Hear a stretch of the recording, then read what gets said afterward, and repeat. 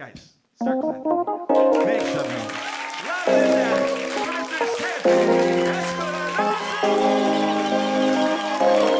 Hi, everybody. Welcome back to What's Going On.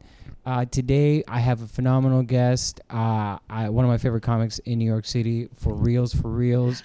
I'm here in her home because she's a very busy comic and she recently became a mom. So I'm excited to have her on the podcast. Please welcome Casey Balsham, everybody. That's me. I'm the favorite. Hi, Casey. How are you? I'm good. Thanks for having me on the pod and coming to my home. Since and we also have a special guest. We have my daughter Goldie, because as I told you, we definitely agreed on a time, and then mommy brain had me write down a totally different time. So here we are, the three of us, just chatting away. I love this, and she wanted to be part of this. Oh, she wants to. It's like, people tell you this before you have a kid, but it truly and honestly, you buy them the toys and they want to play with the box. You know how people always say that? It's she wants anything that we have. Like, she's like, I understand that, like, your shit's better, so like stop giving me this plastic thing and give me your phone. Like, do you know what I mean? Like, she is grabbing for the phone. She wants my water bottle. She wants nothing to do with her toys. So she's looking at these wires She's right like, now, and "Can you she's give me like, that mic? She's like, what this is feels more expensive than this shit you got me on Amazon. That's a fucking school bus or whatever. Oh, I love. How is it being a mom? You know what? It's been, because it took us so long to get pregnant, I kind of feel like she was around before we actually had her. Robbie just got home. Shout out. Hi, Robbie. Ooh, ooh. How's it going? We got a whole setup going on. Yeah. Yeah, Goldie's having a bite. She's the special guest. Yeah, she's a special guest. Greatest get this podcast will ever get. So, you know, it is kind of funny because I feel like I wanted it for so long that the transition, it's like you don't really realize, and nobody kind of tells you that it's the transition to motherhood is like that part to actually her being her mom was easy. It's the other stuff that becomes hard, the just scheduling and trying to feel like you are ever going to be on top of anything again. Yeah. You know, like you just kind of then just start to feel a little like nothing bad, but like I remember when she first popped out, I was like, I feel okay. And then I forgot to get off the train yesterday at Times Square, and I was like, oh, this is it. Oh, this is the brains people talk about. This is what they were talking about. Oh, that's She's too not funny. hard. It's living with a new brain. Gotcha. Because they say that there's actually something, and this is my therapist, I was talking to about it because she has 2 kids, and she's saying they say that after women give birth, they literally have like a new brain. It's like you're just not the same, and that I think is what the hard part is. It's not the actual being with the baby. It's not the so what, are you tired sometimes they shit on your lap, like fucking who cares. It's the forgetting to get off the train at, how do you miss Times Square? Yeah, that's a big one. It's the square. Like you took it for granted. You're like, I'll always know when to do this. I'll always know when to get off the train for where I need to go. And I looked up and I was at Hudson Yards and I was like, that's it. It's that. That's the hard part, is like literally just getting your brain back. Wow. You know? Okay, that's the mothering is fine. It's the brain thing that I'm having troubles with. I got you. So before we get, I'm very congratulations. First of all, thank you so much. We're big fans at my home. My wife and I and our cats. We're big fans of you. Got the cats. The cats. Thank God. Yeah. This is my demo. Believe it or not, the cats have made a big difference lately. It feels that we're not. It's complicated. Right. But big fans of your comedy. You've been killing it on Instagram. Thanks. You started talking about the IVF process. I did. It felt like, as somebody going through it, it felt like all I could find in the world was heaviness, and it was always just like, it's sad when you want to have a baby and you can't. And it's tough. And I needed a way, I think, for myself and hopefully for other people to just kind of laugh about it, because it's actually pretty, like, the whole process is fucking ridiculous. Like, it's wild. It's a crazy thing to go through. And I just, like, you feel sad and you feel wild going through it. So I needed to process it in a different way. So I started making jokes about it. That's awesome. I love all the jokes. Thanks. And in terms of when you guys decided to go through with it, Yeah. was it something that you? Because I'll give you this, and this is why this is such a good episode for me, and it's going to be very informative for my wife as well. So we're going through some problems ourselves, Right. ourselves. So Right. we are in. We've been trying to have a baby for 2-3 years now, Okay. and when we did the first exams, they were kind of. She wants to say something. She does. What do you have to say? Oh wow! You can't eat Thank the you. microphone. and she loves it. She's smiling. We essentially went for the first time. We did the first rounds of test, and they were like, "You're fine. Your sperm is fine. Okay. She's fine. There's nothing going on. Keep trying." Right. Which, as a guy, you're like, "Oh yeah, keep trying. It sounds like fine. We're just gonna do it." Right. Ah. But then you quickly find out that trying for a baby trying is definitely not as fun as regular. Oh, it's not even close. It's like trying to have a baby and having.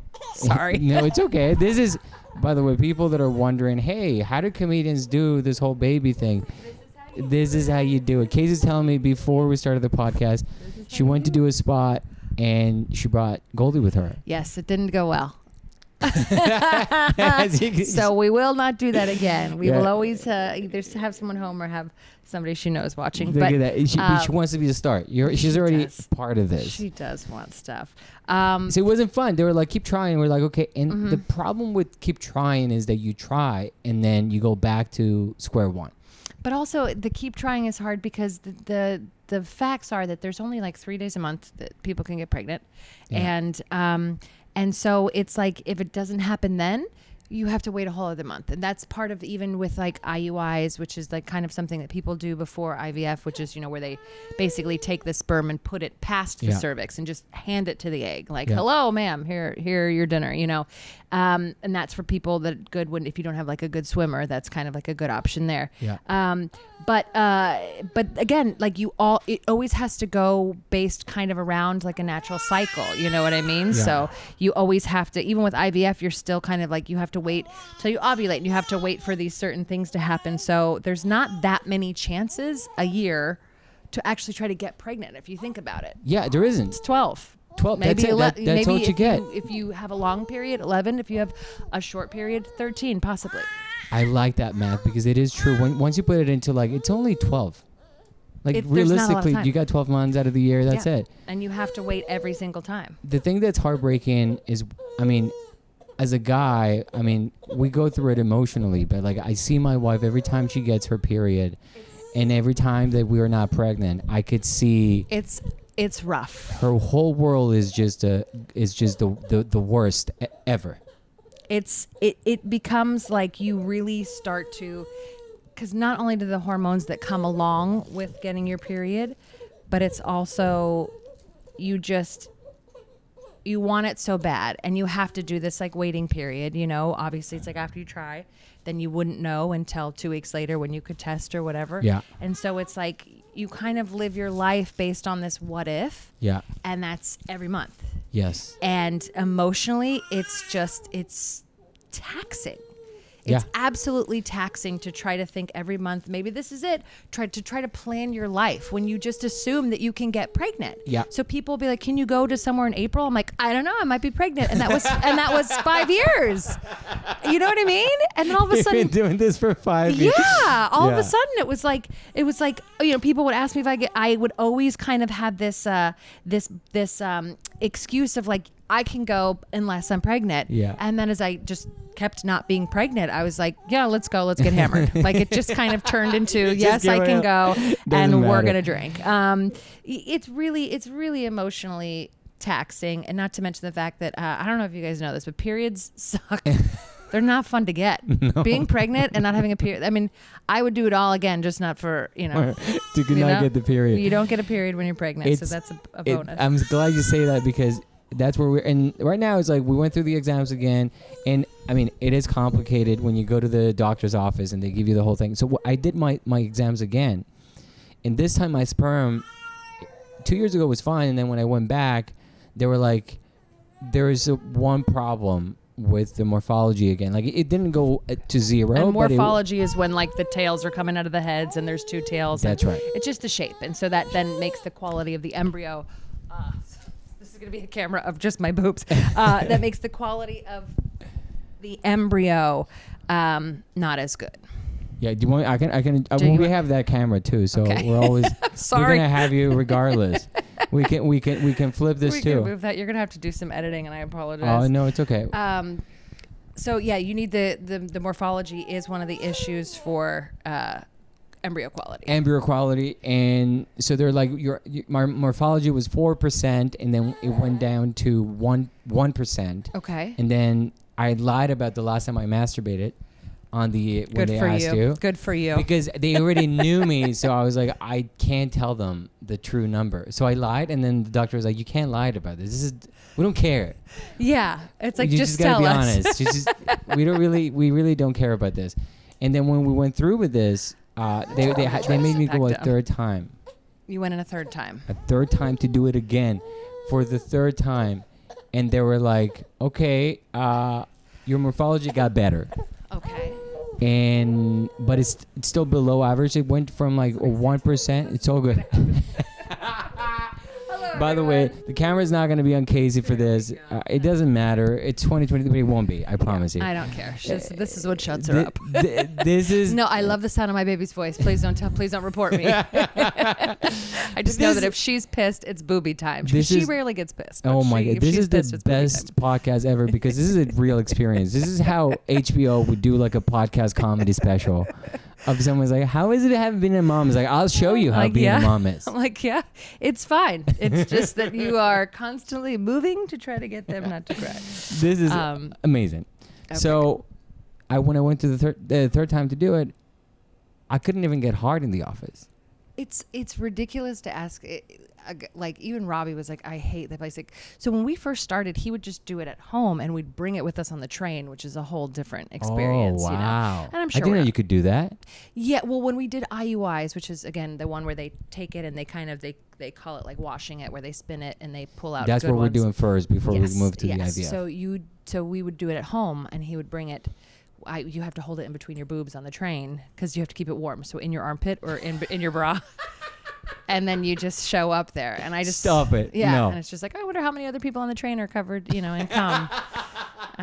Just thoughts, but so yeah, because he's like, that room is just like, they bring you into this room and they hand you like remotes, and he's like, I'm not touching anything in this room. No way. He's like, I'm not watching in this room. He's like, I'm not doing anything in this room. It's like it's tough. So it's really tough. Yeah. So when we went to our new clinic, he would do it there, but when we first started, he would do it at home, and we would just travel with it.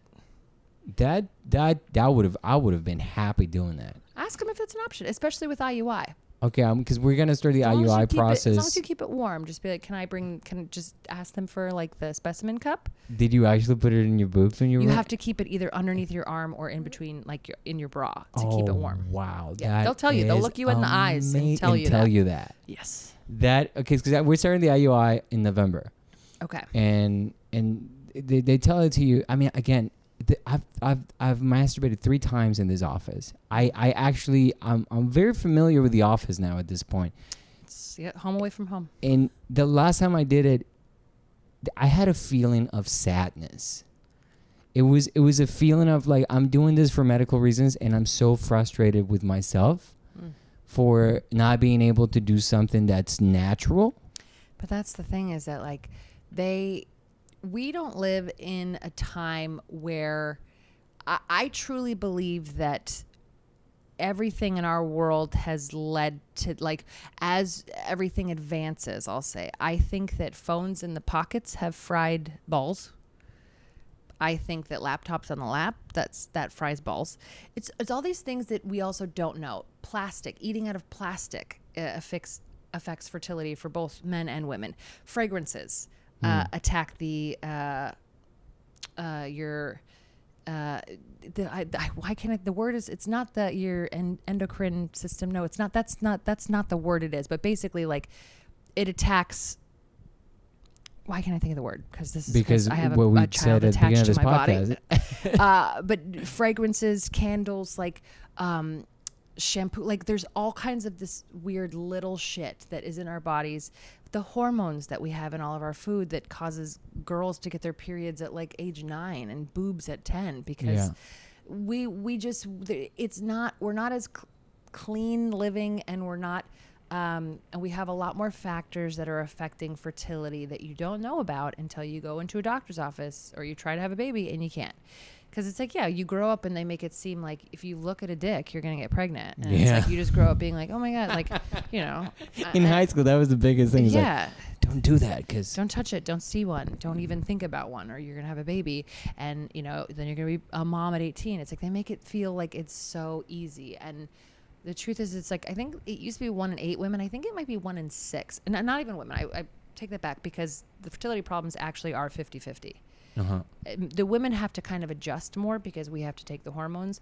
But if you have bad sperm, it's just as much affects the process of having a baby as not having enough eggs or having bad egg quality or age or whatever. So it's like it really is 50-50.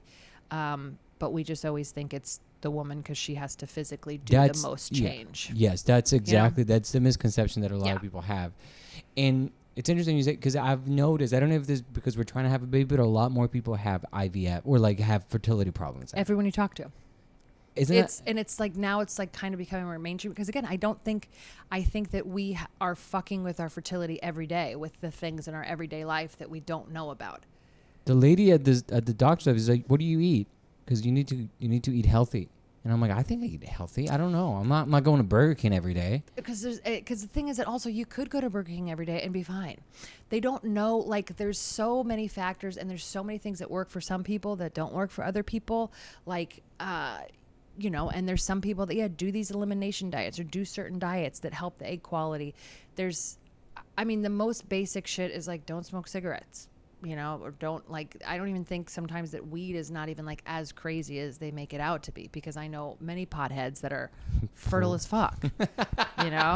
It's just like you don't know. So it's kind of like they can tell you like, oh, start doing this, but that might not work for you. It might have worked for these other people, but like that's the crapshoot is that once you're dealing with it, you can try everything. You can throw everything at the wall or you can do absolutely nothing and your odds might be roughly the same. And what makes you even more angry is when you're doing this process and like you're talking to your friends from college or whatever and they're like, oh, we weren't even trying and then we got pregnant and then they don't love their kids as much. I'll tell you that right now. Nobody loves their kids as much as somebody that worked 5 years. You better believe it. She is not. You wanted her. You wanted Goldie so bad. I conjured her. You did. You almost went broke trying to be like almost. Credit cards. We spent a lot of money. We were lucky to get some money from friends and family, but it's like I would have much rather just fucked.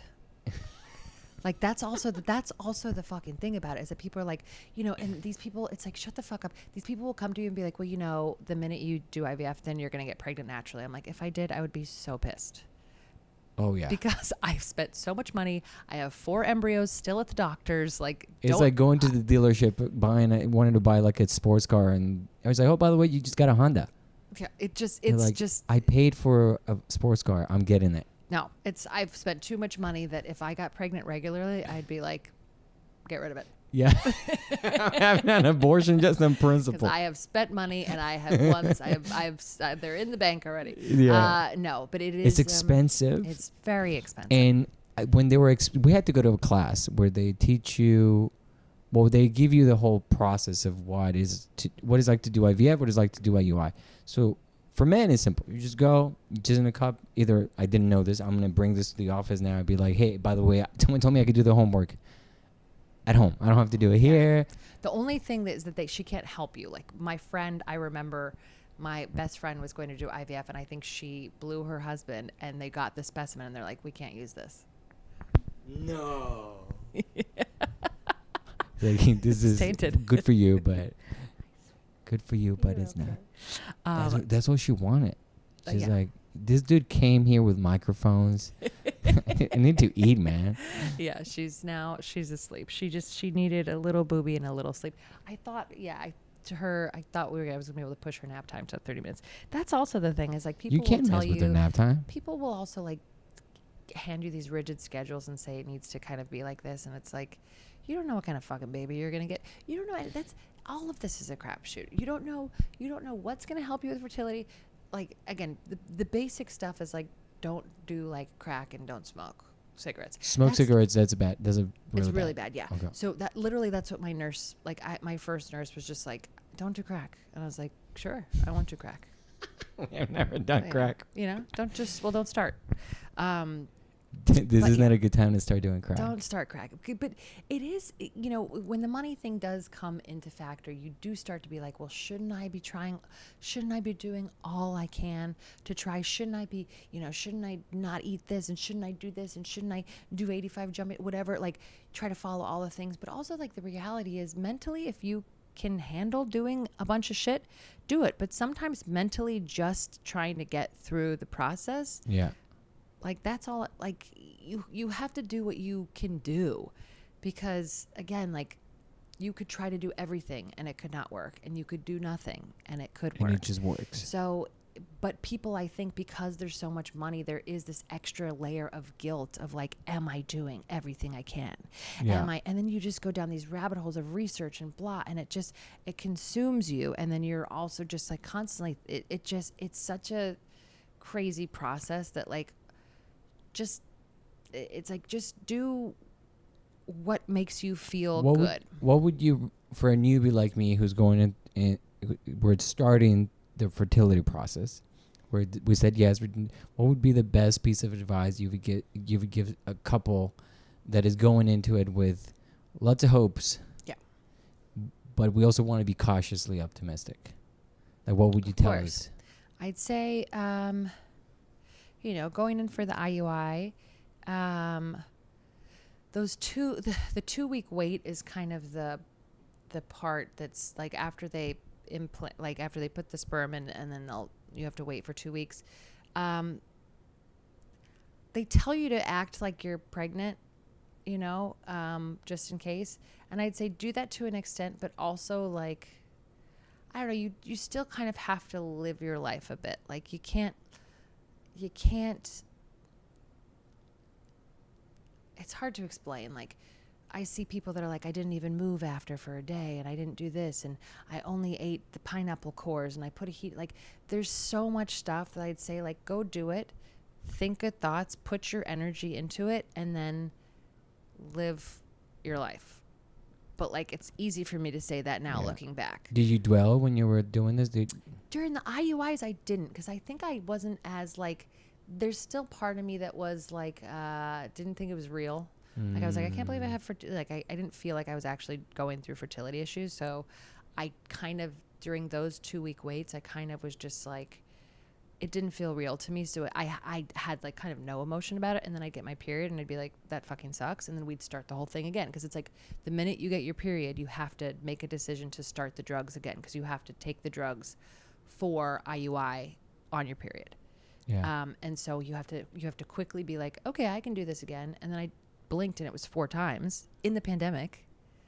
I did March was March 2020 was the first time we tried this. So like nothing felt real. I was going to a doctor who didn't believe in COVID while there was nobody in the streets and nobody on the trains. That is crazy. So I went through the beginning of this in like a completely different world. But I have both tried to do a lot of stuff and been very serious about it. And also like this last time when I transferred to get Goldie, I took a trip. Like I flew to, I was doing Fringe. I just kind of, I stopped putting my life on hold, which I had been not necessarily doing, but I made plans as if I wasn't going to be pregnant, which is not a good way to do it. But that of course is when I was in Scotland doing a show about how I couldn't get pregnant.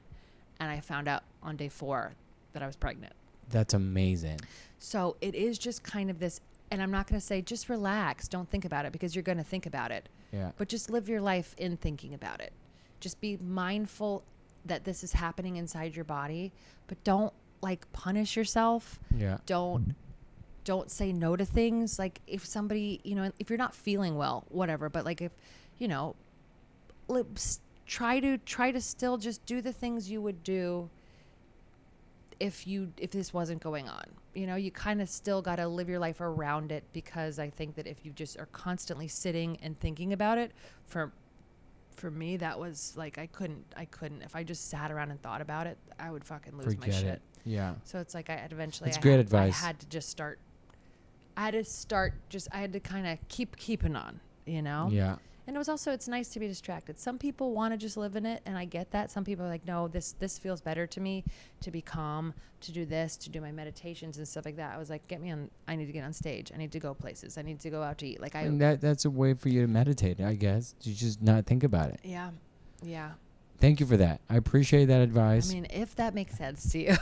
I mean, I'm with you on like a lot of things don't make sense to me right now. Yeah. But that does make sense, and that it makes me feel better, because we look up, we see you, I see you, and it to me is just a matter of putting myself mentally in that space of it's possible. Don't get stressed, don't get too anxious, because I feel my anxiety does affect everything. It always anxiety affects everything. Yeah. And so when I think about it too much, I'm not sure if I'm doing something with my energy that's just making my sperm shy, or they're not reaching their full potential. Like, I don't know what it is, but maybe I just want to let go. I want to be that high school kid that was that wasn't even thinking. And that's hard to do. And like, I don't necessarily think like it's easy to not think about it. I think you just have to kind of exist with it. That's what I mean. You know what I mean? Because people will always tell you, just relax, don't think about it. And it's impossible. You just got to exist with it. You just got to exist, know that it's happening, I think, and also keep on your shit. Yeah. Like just have it be happening in your life and be present, but don't let it keep you from your life, I guess. Beautiful. All right, we got 3 minutes to wrap this up. Right.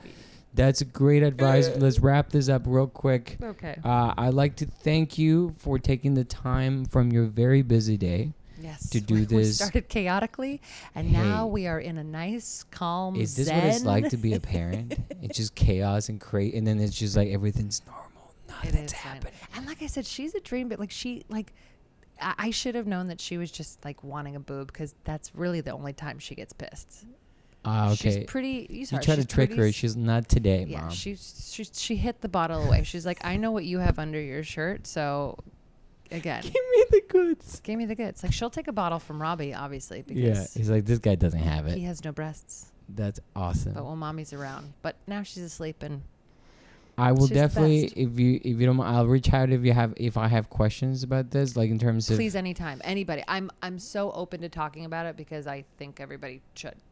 It's a lonely experience. It's very, and knowing someone that successfully has done it, it's something that, I mean, it puts your, because I sometimes I go like, it's not gonna work. Like my negativity sometimes like it's just not gonna happen. That's why I flew to fucking Scotland. Yeah. So. And then I was in Scotland, sick as shit in Scotland.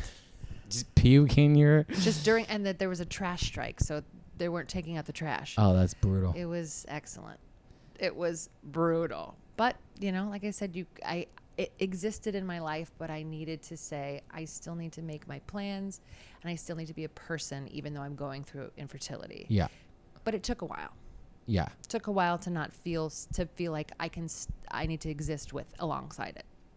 I love it. Now we're here, and hopefully we get to do a podcast again with Casey. Yeah. Once we're pregnant, and then the questions are going to be very different. How do you sleep at night? Oh, yeah. How do you remember when to get off the subway? Like, just very simple stuff. And the answer to that is you don't and you don't.